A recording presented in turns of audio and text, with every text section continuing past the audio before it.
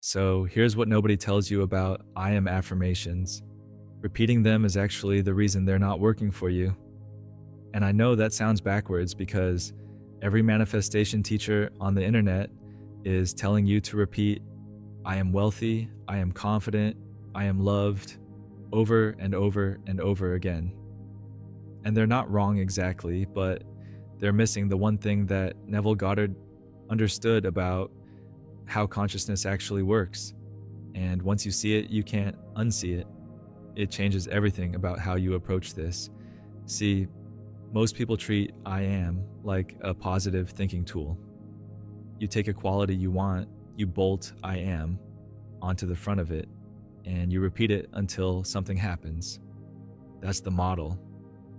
And it sounds logical. But here's the problem. Your subconscious mind doesn't speak English. It doesn't speak any language. It speaks feeling. And it can feel whether you believe what you're saying. So when there's a gap between the words coming out of your mouth and the felt sense of who you actually are in that moment, your subconscious doesn't hear the words. It reads the feeling. And the feeling says, I am not this thing, which means you just affirmed the exact opposite of what you intended. So here's what we're going to do today. I'm going to show you the actual mechanism Neville discovered for why I am works the way it does, why most people accidentally use it against themselves, and then I'm going to give you a specific 15-minute process you can use tonight, not next week, tonight, that actually restructures how your subconscious defines you. And once that shifts, everything in your outer world has to follow. That's not hope. That's how the system works. Now, if you're watching this, you've probably tried affirmations before. Maybe you stood in front of a mirror saying, I am confident, I am abundant, I am worthy, and you felt nothing. Or worse, you felt like a liar, like something inside you was rolling its eyes while you said it. And then you thought, I guess I'm just not doing it right, or maybe this manifestation stuff works for other people, but not for me. But here's what I want you to understand. You were doing it exactly the way you were taught. The problem is not your execution. The problem is the model you were given. And there are 3 specific reasons why that model fails. And Neville identified all 3 of them decades ago. The first one I call the future tense trap. Neville wrote this line in The Power of Awareness that stopped me cold the first time I read it. He said, quote, I will be is a confession that I am not. Think about that for a second. When you say I am wealthy, but your internal experience, the actual felt reality of the moment is, I really hope I become wealthy someday. What has your subconscious just registered? Not the words, the feeling. And the feeling is lack. The feeling is, I am currently not this thing and I want to be. So you haven't affirmed wealth. You've affirmed the absence of wealth. You've affirmed wanting. And wanting, by definition, means not having. The second reason is what I call repetition without feeling. This comes directly from Neville's book, Feeling is the Secret, and it's right there in the title. The secret is feeling. Not words, not repetition, not volume, feeling. The subconscious doesn't process language. It processes feeling states. So repeating a sentence 500 times with a neutral feeling or an anxious feeling is like mailing 500 empty envelopes. The address is perfect. The stamp is on there. But there's nothing inside. And your subconscious opens each one and goes, nothing here, nothing here, nothing here. It doesn't matter how many you send. And the third failure mechanism is maybe the most important one. Most people use affirmations to try to change their circumstances. I am wealthy so that money comes. I am loved so that a relationship appears. I am healthy so that their body heals. But Neville's entire framework says that circumstances are just the printout. Your self-concept is the code. And if you don't change the code, the printout stays the same no matter how many times you hit print. You can stand at that printer all day long pressing the button, but if the document hasn't changed, you're just getting the same page over and over again. Most people are trying to edit the printout with a pen. Neville says go back to the source file. So now that we understand why the standard approach fails, let me show you what Neville actually meant by I am, because it's way more interesting than just a positive thinking hack. And this is where it gets really fascinating. Neville didn't invent the I am concept. He traced it all the way back to its root, which is the biblical I am that I am. What God says to Moses at the burning bush. And Neville's radical interpretation, the one that set him apart from every other teacher of his era, was this. That's not a distant deity talking to a prophet. That's consciousness identifying itself. That's your awareness recognizing its own nature. When you say I am, you're not using a technique. You're speaking the fundamental language of creation. You're identifying the unconditioned awareness that exists before any label gets attached to it. And here's the mechanism. The moment you say, I am something, you've taken that pure, unlimited awareness and you've clothed it in a specific identity. You've given it a costume. And whatever costume you put on that awareness, your subconscious mind accepts as its operating instruction. It doesn't question it. It doesn't evaluate whether it's good for you or realistic or deserved. It just reads the feeling behind the identity claim and goes to work expressing it in your world. Neville put it this way in Your Faith is Your Fortune. He said that I am wealthy, poor, healthy, sick, free, confined, were first of all impressions or conditions felt before they became visible expressions. Your world is your consciousness objectified. That's not poetry. That's a diagnostic statement about how reality gets built. First comes the felt impression, then comes the visible expression. Always in that order, never the reverse. Let me draw this out because it makes so much more sense when you can see it visually. So up at the top, you have I am, pure awareness, unconditioned. This is you before any story, before any label, before any identity. Then you add an identity claim. I am confident. I am stuck. I am someone who always figures things out. Whatever it is. Now that identity claim drops down to the next level, which is feeling. And this is the gateway. This is where everything happens. The question your subconscious is asking at this level is not, is this true? It's, does this feel true? And that's a completely different question. If the felt sense is yes, even faintly, even just a whisper of genuine resonance, it passes through. The subconscious accepts it. And now it becomes your new operating reality. Your world begins to rearrange to match it. But if the felt sense is no, if your body tenses up, if something inside you says, who are you kidding? It gets rejected. The old pattern holds, the old identity stays in place, and nothing changes. So look at this diagram. The words don't matter. What matters is this step right here, feeling. Neville called it the ascent of the subconscious to the truth of that which is declared to be true. That's from Feeling is the Secret, and I think it might be the most important sentence the man ever wrote. Your subconscious is not selective. It's not judging. It's not evaluating your worthiness. It simply reads the feeling and accepts it as fact, which means the entire game is about generating the feeling of truth, not the words of truth, the feeling. Now, here's where most people make the second critical error, and this completely changed how I understood Neville's work. They use I am affirmations to try to get something. I am wealthy so that money flows in.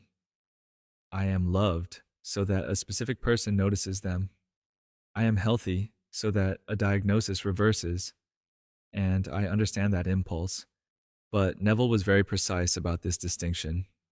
In The Power of Awareness, he wrote, to reach a higher level of being, you must assume a higher concept of yourself. And I want you to notice his word choice there. He doesn't say to reach a higher level of having, he says being. The entire game is about shifting who you understand yourself to be, not what you want to possess, not what you want to attract. Who you are, your identity, your fundamental self concept. And then, and this is the part that feels like magic, but is actually just mechanics. Your reality rearranges itself to match that new self concept. Not because the universe is rewarding you, because your assumptions about who you are filter every single perception, decision, conversation, and behavior you engage in. Change the assumption, and the filtration system changes. Change the filtration system, and the entire output of your life changes. Think of it this way: your reality is a mirror. Now, you don't walk up to a mirror and try to make the reflection smile while you keep frowning. That would be insane. You smile, and the reflection follows. It has to. That's what mirrors do. And Neville said the same thing about your outer world. Stop trying to change the world. It's only the mirror. Change your conception of yourself, and you will automatically change the world in which you live. That's from Your Faith is Your Fortune, and it's the entire teaching compressed into 2 sentences. So, what does this mean practically? It means the right I am statement isn't about what you want to have. It's about who you want to be. There's a massive difference between I am rich, which is really a statement about having money, and I am someone who is fundamentally abundant, which is a statement about identity. Your subconscious responds to identity claims, not acquisition requests. It doesn't care what you want, it cares what you are, or more precisely, what you feel yourself to be.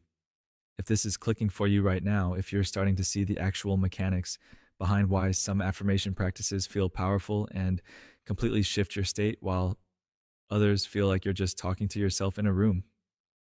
This is what we do on this channel.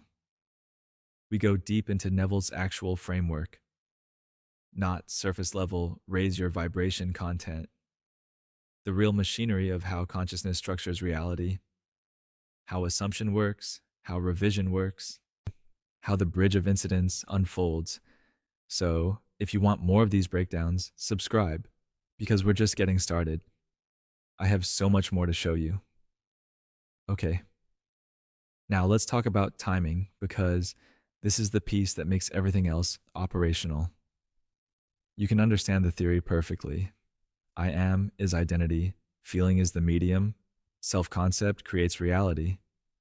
But if you don't know when to apply it, you're still going to struggle. And Neville gave us the answer to this in the 2nd chapter of Feeling is the Secret.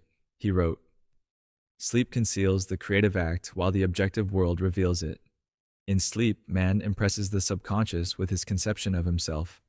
What he's describing here is what he called the state akin to sleep, or SATS.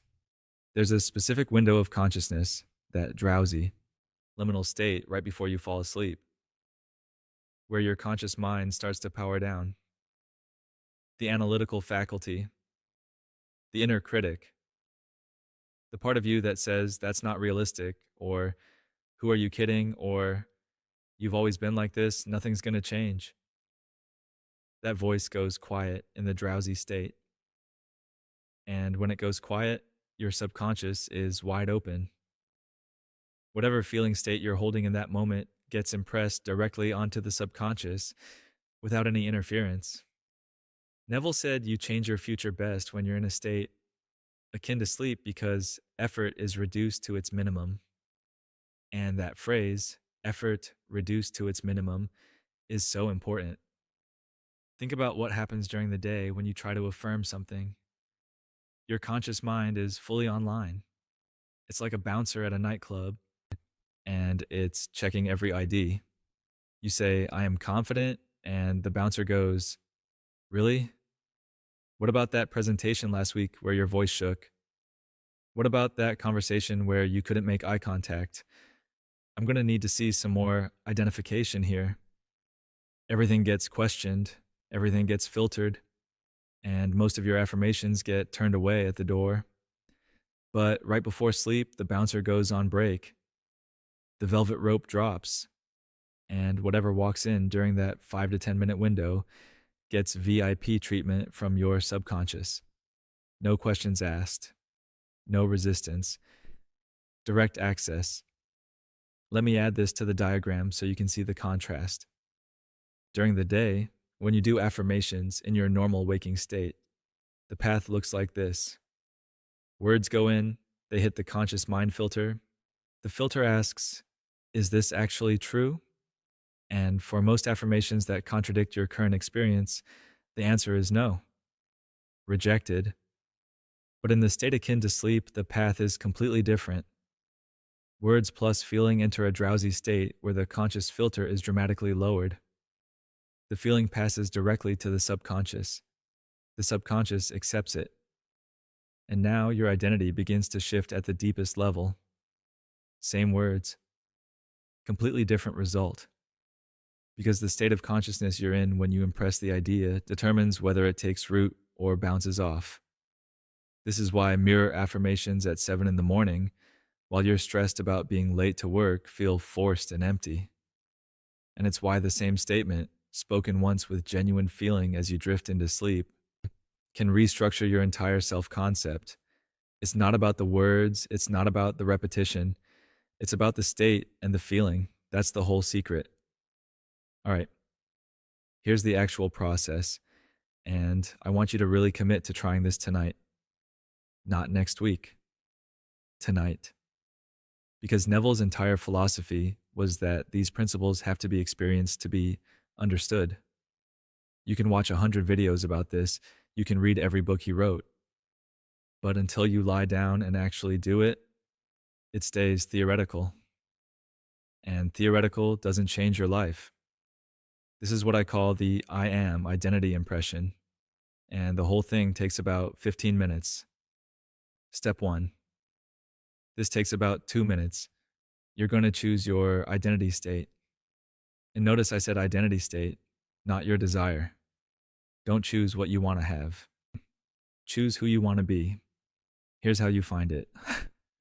Ask yourself this question. If I already had everything I wanted, the money, the relationship, the career, the health, all of it, who would I be? Not what would I have? Who would I be? How would I describe the person I am in that reality? And from that answer, pick one statement. Just one. Not a list of 12 affirmations. One. Something like, I am someone who is deeply secure in who they are. Or I am naturally magnetic to the right opportunities. Or I am someone who trusts themselves completely. The statement should make you feel a slight expansion when you say it internally. Not anxiety, not nothing, but something like a quiet yes. Like something in your chest opens up half an inch. That's the one. Step 2. This takes about 3 minutes. You're going to enter the state akin to sleep.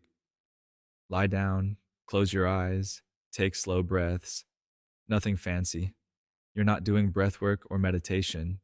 You're just slowing down. Let your body get heavy. Let your mind get a little foggy. You know that zone where you could fall asleep in the next 60 seconds if you let yourself? That's what you are aiming for. Not asleep, not wide awake. That liminal space in between where your thoughts start to drift and your body starts to feel like it's melting into the bed. If thoughts come, don't fight them. Just let them float by. You're not trying to empty your mind. You're trying to soften it. Step 3. This is the core of the practice, and it takes about 10 minutes. Once you're in that drowsy state, you're going to say your identity statement once, internally, quietly. I am someone who is deeply secure. And then, and this is the crucial part, don't repeat it.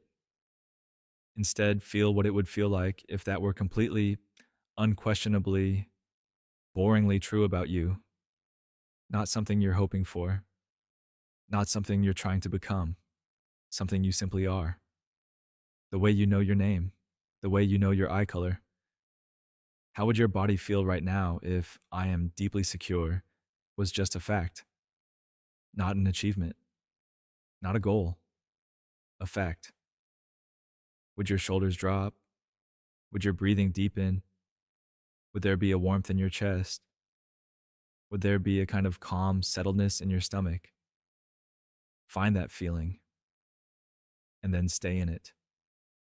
Neville's instruction was to assume the feeling of the wish fulfilled, not the feeling of wishing, the feeling of fulfillment. There's an enormous difference. Wishing feels like reaching, fulfillment feels like resting. You're going for the resting. And if the feeling fades, which it will at first, that's completely normal. Just gently return to the statement and sink into the feeling again. Don't force it. Don't grip it. Just return to it the way you'd return to a comfortable position in bed. And here's the goal: fall asleep in that feeling. Let it be the very last thing your subconscious processes before you drift off. Don't grab your phone after. Don't start thinking about tomorrow's schedule. Let the feeling of your new identity be the final impression of the day. And then in the morning, there's a bonus step that takes about 30 seconds. When you wake up, before you check your phone, before your conscious mind fully boots up and starts running its programs, say the statement once more with the same feeling. You're catching the subconscious in the same open window, but from the other side. Dawn and dusk. Those are your two access points. Now, here's something important that I don't want you to skip past. The first night you do this, it might feel forced. It might feel fake. You might lie there thinking, this is ridiculous. I don't feel anything. I'm just lying in bed pretending. And that's okay. That is completely normal. Neville addressed this directly. He said the state of the wish fulfilled may initially feel false, but if you persist in that assumption, the world has no choice but to conform to it. That initial feeling of fakeness isn't a sign you're doing it wrong. It's a sign you're doing something different from what your old identity is used to. It's resistance. And resistance means you're actually pushing against the boundary of your current self-concept, which is exactly where you need to be pushing. So let me pull all of this together with something that might permanently change how you think about affirmations and identity and the whole project of becoming who you want to be. Most people think affirmations are about convincing yourself of something that isn't true yet. You look at your bank account, it says one thing, and then you try to override that evidence by repeating a sentence enough times that your brain eventually gives in. That's the model. And it's the wrong model. What Neville understood, and what I hope you're starting to see, is that I am affirmations aren't about creating something new. They're about uncovering something that's already true at a deeper level of your being. Your consciousness, at its foundation, is I am. Pure, unconditioned awareness. That's the real you. Everything else, I am poor, I am stuck, I am unworthy, I am not enough. Those are costumes. They're identities you put on that awareness, probably a long time ago, probably for reasons that made sense at the time. But they're still costumes, and costumes can be changed. Not through willpower, not through repetition, not through gritting your teeth and trying harder, through a felt shift in who you understand yourself to be. Neville put it as clearly as anyone ever has. He wrote in The Power of Awareness, "You are free to choose the concept you will accept of yourself. Therefore, you possess the power of intervention, the power which enables you to alter the course of your future." That's not mystical language. That's not woo. That is a user manual for your consciousness. You have the power of intervention. Right now. Tonight. You can choose a different concept of yourself, impress it on your subconscious in the state where it's most receptive, and watch your world begin to rearrange itself around that new identity. Try the technique tonight. Don't just watch this and scroll to the next video. Actually do it. Lie down. Get drowsy. Pick your one identity statement and fall asleep in the feeling of it already being true. Because here's what I've learned after years of studying this work. You don't get what you want. You don't even get what you believe. You get what you feel yourself to be. Change that, and everything changes. I'll see you in the next one.